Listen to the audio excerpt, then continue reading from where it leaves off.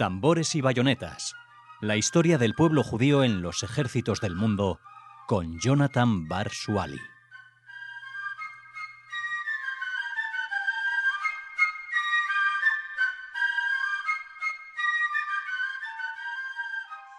Hola oyentes de Radio Sefarad, volvemos a encontrarnos aquí en Tambores y Bayonetas, la historia del pueblo judío en los ejércitos del mundo, como siempre de la mano de Jonathan Bar Shuali. ¿Qué tal, Jonathan? Buenas tardes, Jorge, ¿qué tal? Un saludo a todos los oyentes de Radio Sefarad. Bueno, ustedes recordarán que hemos hecho en dos partes, hemos hablado de los judíos de Leclerc, unos soldados judíos que realmente no querían estar en ese ejército destinado a sofocar una revuelta de esclavos en Haití.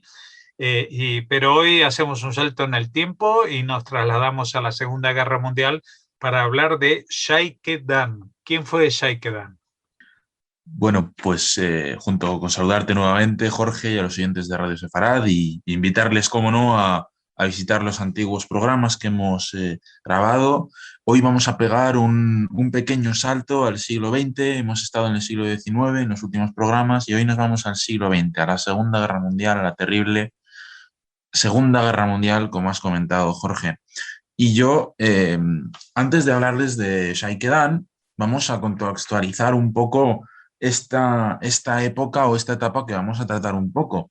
Y si yo les digo a todos ustedes que más de 30.000 judíos sirvieron en el ejército británico entre 1939 y 1946, o por ejemplo, que más de 100.000 judíos participaron en el ejército polaco durante la Segunda Guerra Mundial antes de su disolución y más de 30.000 cayeron en combate, o por ejemplo, que en los propios Estados Unidos más de 550.000 judíos combatieron, en las Fuerzas Armadas de los Estados Unidos durante esta misma contienda y que asimismo más de 500.000 judíos también participaron en el Ejército Rojo, en el Ejército de la Unión Soviética, siendo más de 160.000 condecorados en esta gran herramienta de guerra o esta herramienta bélica que fue la Unión Soviética y, cómo no, citar a la Fundación Yad Vashem, que ha llegado a calcular que más de 1 millón de judíos participaron en los diferentes ejércitos aliados de la Segunda Guerra Mundial. Y una vez dicho todo esto, vamos a adentrarnos en la historia de quién era Shaike Dan y, cómo no, vamos a reflexionar y a pensar un poco de qué pasó con el pueblo judío en los ejércitos durante la Segunda Guerra Mundial, porque como bien ha dicho Jorge, este programa se llama Tambores y Bayonetas, la historia del pueblo judío en los diferentes ejércitos. Y yo lo que les puedo decir a todos ustedes es que, bueno, la historia del pueblo judío se encuentra ligada a numerosos estados europeos, como ya hemos podido ver en otros programas.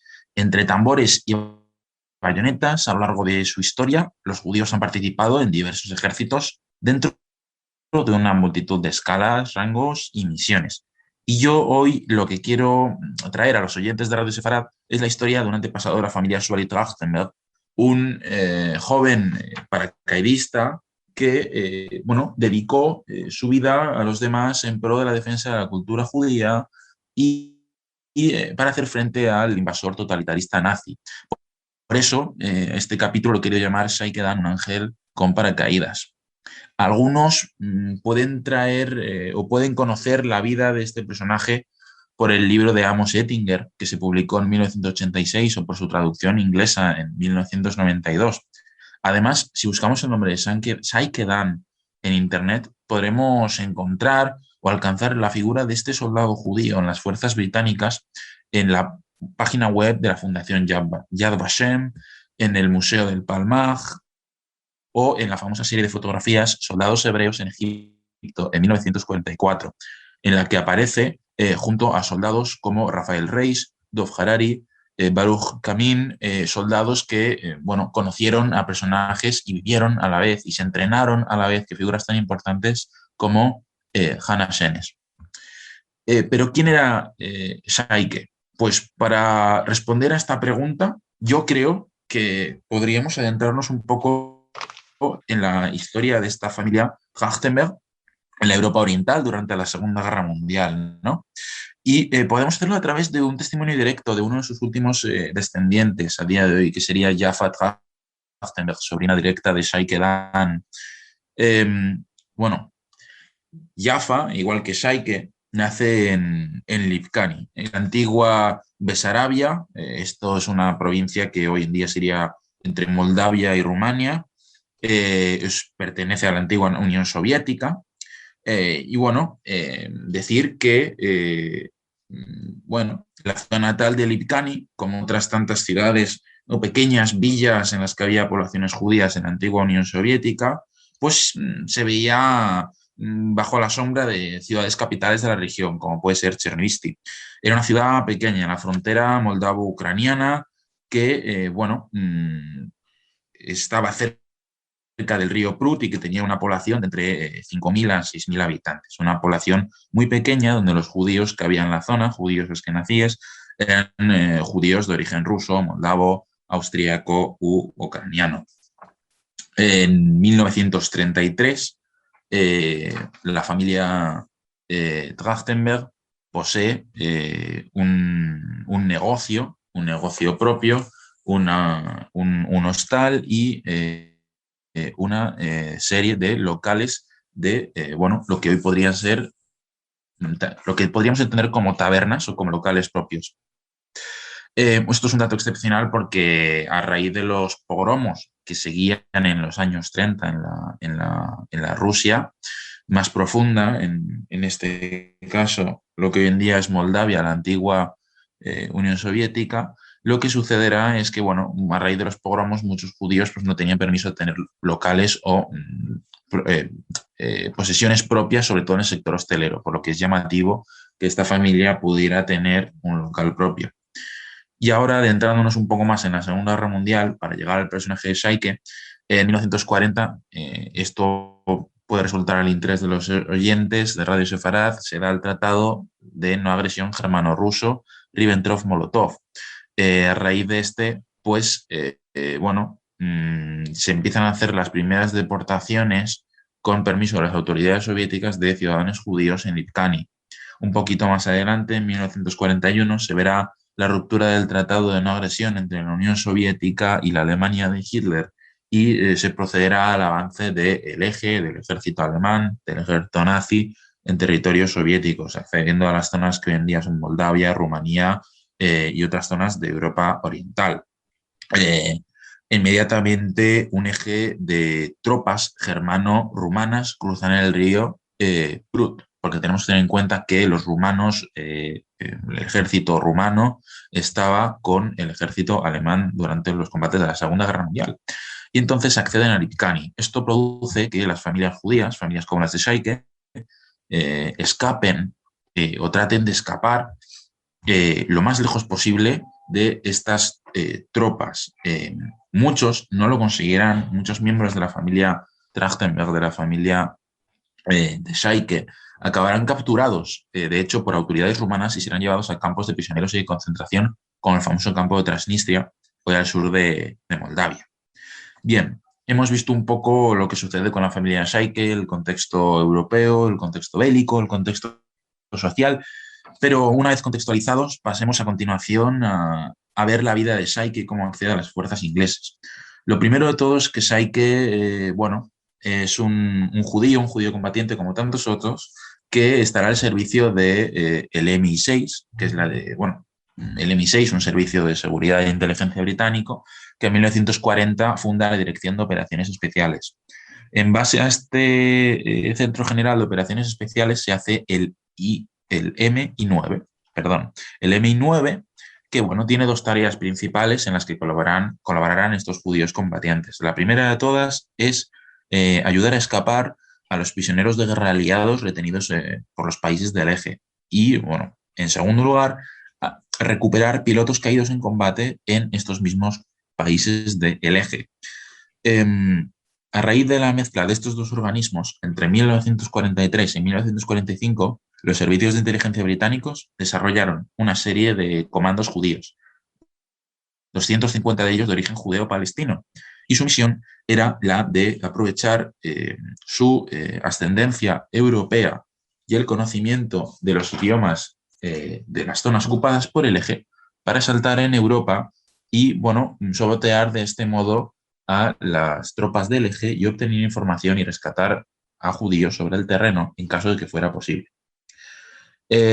Sabemos también, gracias al Museo del Palmaz y al excelente trabajo de la Fundación Yad Vashem, que hasta 12 paracaidistas judíos reclutados en el corredor sirio-palestino fueron capturados. Entre ellos, como ya comento, Hannah Senes, la más conocida de todos, que de hecho saltó en territorio húngaro y fue ejecutada en Budapest el 7 de noviembre de 1944, con la edad de 23 años.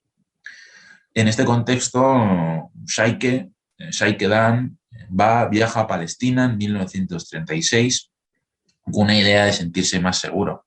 Tenía 26 años de edad y en primer lugar habitó en el kibbutz Nir An, cercano a Haifa y Beersheba. Trabajó en el puerto de Haifa como estibador durante 8 años. Durante la Segunda Guerra Mundial, cuando estalla la Segunda Guerra Mundial, ya desde el año 39, muchos kibbutz hicieron una llamada a las armas a jóvenes judíos para que prestasen servicios en las fuerzas antiaéreas británicas, en este caso sistemas de artillería antiaéreos englobados dentro de las propias fuerzas aéreas británicas, o la conocida RAF, en 1942. De este modo, muchos de estos judíos se alistaron como soldados rasos en la defensa antiaérea de la RAF situada en Palestina, a lo largo del corredor siro-palestino, y bueno, fueron conocedores, empezaron a saber que existían unidades secretas o agencias secretas dentro del ejército británico que planeaban reclutar tropas locales que tuvieran ascendencia centroeuropea para saltar pues, en esta gran masa continental ocupada por la Europa, bueno, por los gobiernos fascistas y totalitaristas. De este modo, Shaike fue consciente de que podría quizás ayudar tanto a su situación familiar como a otros judíos ubicados en Centroeuropa, ya que él era conocedor de la zona de los Balcanes. Trató de localizar algún contacto de estas unidades secretas que pudieran promoverle o ascenderle a estas unidades de comando de paracaidistas para obtener la capacidad o la oportunidad de demostrar su valía. Cerca de Haifa comenzó finalmente y por fin en una escuela de paracaidistas su entrenamiento, donde pudo coincidir con figuras tan famosas como Hannah Senes, que ya hemos mencionado a lo largo de este programa.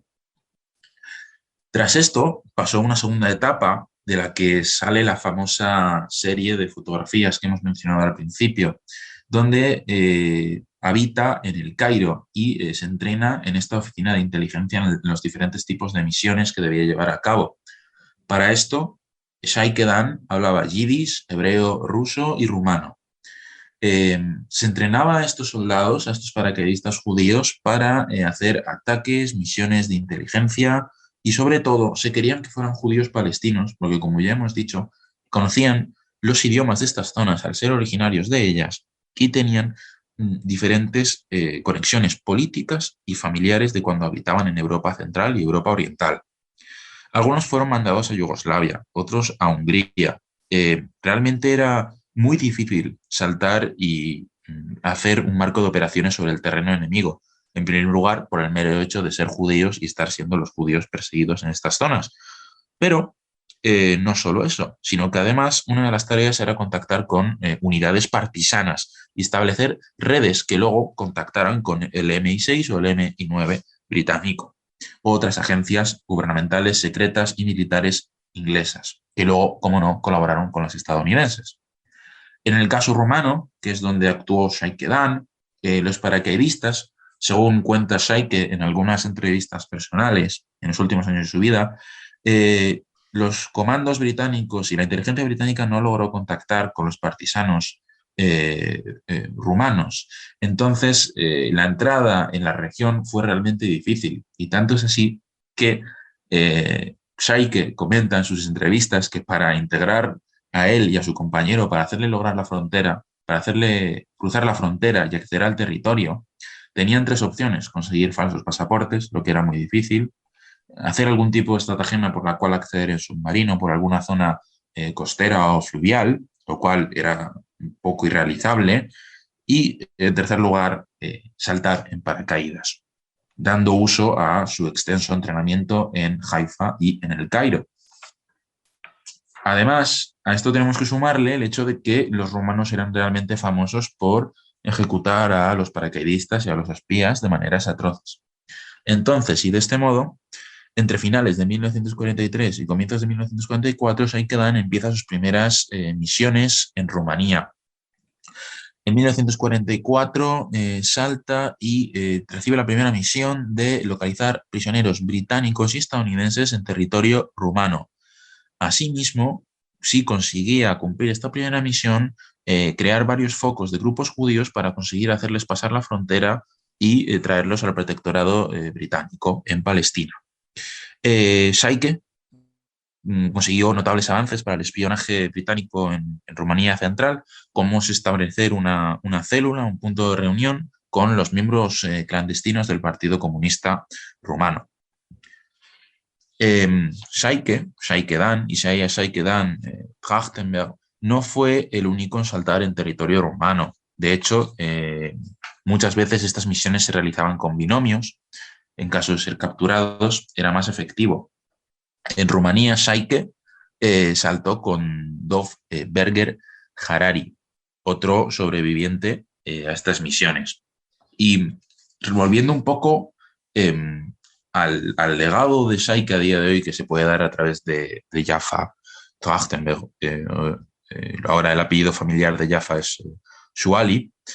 En 2018, un equipo de investigadores de la Universidad Complutense de Madrid hizo una entrevista para la Biblioteca Complutense a Jaffa sobre su familia, sobre el Holocausto, sobre las vivencias que habían tenido, sobre su relación con Shaike.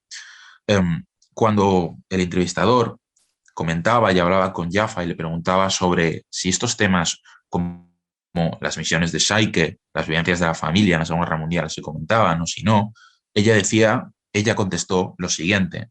En primer lugar, Jaffa afirmaba, bueno, a la gente normal no le gustaba hablar sobre ello. Fueron tiempos muy difíciles, pero sobrevivimos. Éramos muy afortunados por sobrevivir. Asimismo, Jaffa afirmaba, cuando llegué a Palestina nunca me gustó hablar de este tema. Nunca hablé, solamente empecé a hablar cuando mi primer nieto nació, Ido, mi primer nieto, que él ahora tiene 39 años. Bueno, en aquel momento, cuando se hizo la entrevista. Solamente cuando él nació empecé a contar mis historias y las de mi familia. Y el entrevistador de la Universidad Complutense le incidía y le volvía a preguntar, ¿por tu propia iniciativa o por algún hecho externo? Y Jaffa afirmaba, no. Cuando él me preguntó, cuando él estaba en el colegio y tenía 12 o 13 años, él tenía que escribir sobre sus orígenes, ya sabes, y yo tuve que hablar sobre ello. Asimismo, no quiero, sin embargo, terminar esta presentación de Shaikedan sin mencionar un poco la Jewish Infantry Brigade Group o la Brigada de Infantería Judía, otra unidad de combatientes que de hecho también se levantó en territorio palestino, ¿no? También se le conoce bajo el nombre de Brigada Judía. Bueno, básicamente fue una formación militar del ejército británico en la Segunda Guerra Mundial que se formó pues, hacia finales de 1944 y fue reclutada entre los kibbutz y otras regiones en el mandato británico. Los oficiales de este regimiento, esta unidad, eran también judíos, pero eran muchos de las islas británicas. Sirvieron en Italia y, de hecho, la unidad no fue eliminada o disuelta hasta 1946. Y yo creo, Jorge, que con esto los oyentes de Radio Sefarad pueden conocer un poco quién era Shaikedan, quiénes eran las unidades de élite o paracaidistas judíos que saltaron sobre Centro Europa y, bueno, y ser conocedores un poco de que los judíos han tenido una presencia relevante en la Segunda Guerra Mundial y no solo como perseguidos y víctimas del Holocausto, sino como héroes de guerra, ¿no? Y yo creo que nosotros pues también les hacemos un homenaje en este programa de Tambores y Bayonetas hablando de su presencia en los ejércitos europeos. Pues sí, como bien señalas, bueno, en este caso entiendo que esta es una historia prácticamente familiar porque mencionabas el apellido Shuali de esta mujer y digo que estos datos que has mencionado también aparecen en un documental que hemos hecho en Radio Sefarad hace varios años sobre la movilización de los judíos durante la Segunda Guerra Mundial. Y si tomamos en cuenta que entonces todavía no tenían un Estado, pues es más difícil de hallar la participación, pero si tenemos en cuenta la cantidad de judíos que había en el mundo, incluso antes de la Shoah, y la cantidad de judíos que actuaron militarmente en Estados Unidos, en Rusia, o la Unión Soviética, mejor dicho, en Inglaterra, en el ejército polaco y en las unidades de partisanos, pues resulta que era el pueblo, la nacionalidad más militarizada durante la Segunda Guerra Mundial, lo que viene a, digamos, desbordar o desmontar el mito de que los judíos hasta el Estado de Israel pues no tenían ninguna experiencia militar o que no participaron en las guerras. Desgraciadamente les tocó participar bajo muchas banderas, también en la Primera Guerra Mundial, en el ejército del zar, en el ejército austrohúngaro, en el ejército alemán, etcétera, etcétera. Así que, bueno, vamos a seguir recorriendo estos puntos para que nos quede más claro estos tambores y bayonetas, esta historia del pueblo judío en los ejércitos del mundo. Muchas gracias, Jonathan. No sé si quieres agregar algo más. Bueno, darte las gracias a Radio Sefarad y a los oyentes que nos están siguiendo, porque también me han llegado ciertos comentarios de personas que escuchan nuestros capítulos, y simplemente pues reiterar un poco todo lo que tú has dicho. Los judíos han estado presentes en los ejércitos de la historia de la humanidad desde hace muchísimo tiempo. Lo hemos visto ya en las guerras napoleónicas, lo veremos incluso en la Edad Media e incluso antes, más adelante también. Y simplemente recordemos esa faceta de los judíos presentes en todas las sociedades europeas, teniendo varios marcos de relación y de conexión pues, con sus gobiernos, con sus ejércitos, lo que les ha permitido participar en numerosas hazañas, como podremos ver más adelante en los próximos capítulos. Bueno, hasta entonces, hasta esos próximos capítulos, muchas gracias y hasta la próxima. Muchas gracias.